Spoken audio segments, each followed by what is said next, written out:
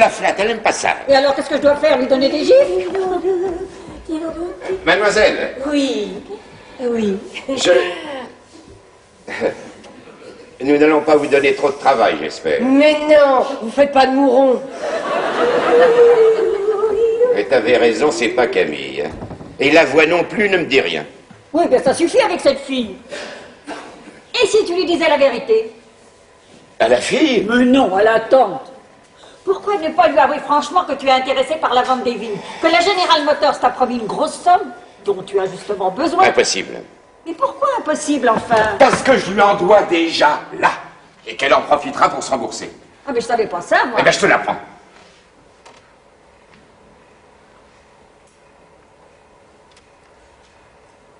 Alors, il y a quelque temps, j'ai déjà eu des difficultés. Alors, c'est elle que je suis venu voir. Des difficultés. Les robinets plastiques, je parie. C'est ça, les robinets plastiques qui fondaient. Puis encore avant, quand j'ai voulu moderniser l'atelier. Il y a des jours où on se demande vraiment pourquoi tu t'obstines dans le robinet. Mais tu le sais pourquoi?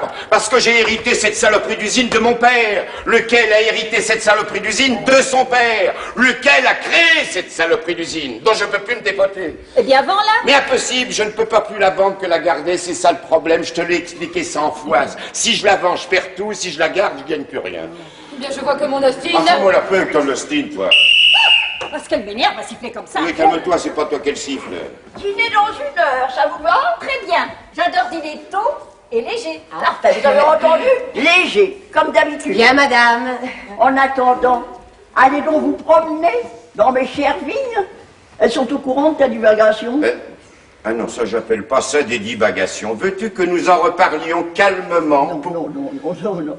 Allez faire un tour. Brigitte va rester un peu avec moi. Oui, ma tante. Le soleil donne encore derrière la maison. Oh, alors profitons-en. Oh, Paul. Oui. Jamais. Jamais.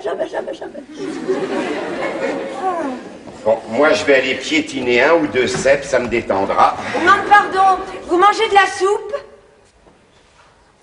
Si nous mangeons de la soupe... C'est pour savoir pour les assiettes, si je sens les creuses ou pas. Parce que maintenant, ma tante mange de la soupe. Si elle en mange! Oh là là! Et puis qu'elle aime ça. C'est nouveau, elle en a jamais mangé. Ah bah si, depuis que je suis là, midi et soir. Ça la tient. Alors mangeons-en. Bon. Et qu'aurons-nous ensuite? Après la soupe? Oui. Après 3 assiettes de soupe? Vous allez encore manger? Enfin, mademoiselle. Mais c'est un banquet. Oh. Elle a vraiment rien d'une cuisinière. Non, mais elle a tout d'une putain. Ah oui.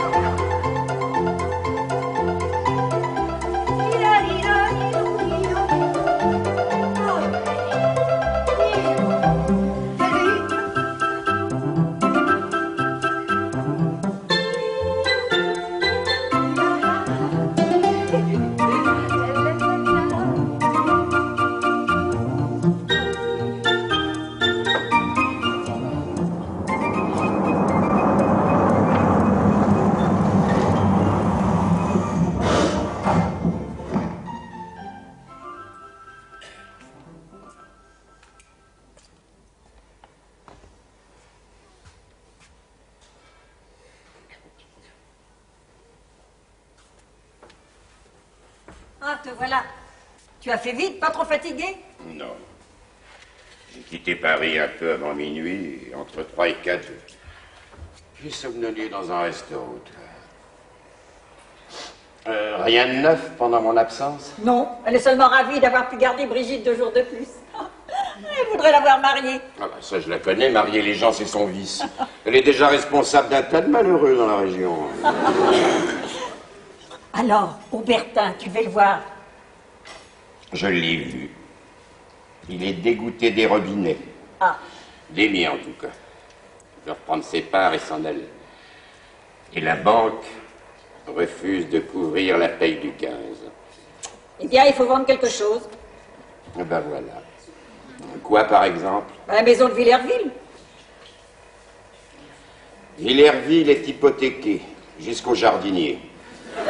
Qu'est-ce que tu dis? Oui, ce brave homme ignore encore, mais il ne m'appartient plus. Villerville hypothéqué, mais depuis quand? 3-4 ans. Et pourquoi tu ne me l'as pas dit? Mais ça n'aurait servi à rien qu'à t'inquiéter à l'époque. Parce que tu crois que ça m'inquiète pas maintenant. Mais si, mais c'est seulement maintenant. Mais alors, Paul, c'est très grave. Cette fois, oui, c'est la grande faillite, la fin des Lubards. Paul, il faut parler à la tante. Mais non, mais non. Déjà dans les mêmes circonstances ou presque, elle a déjà refusé d'aider mon père, qui de ce fait s'est usé la vie à sauver l'usine. Mais puisqu'elle t'a déjà prêté... Mais non. D'ailleurs, les rares fois où elle m'a prêté, c'était à des taux irremboursables. Enfin, et surtout,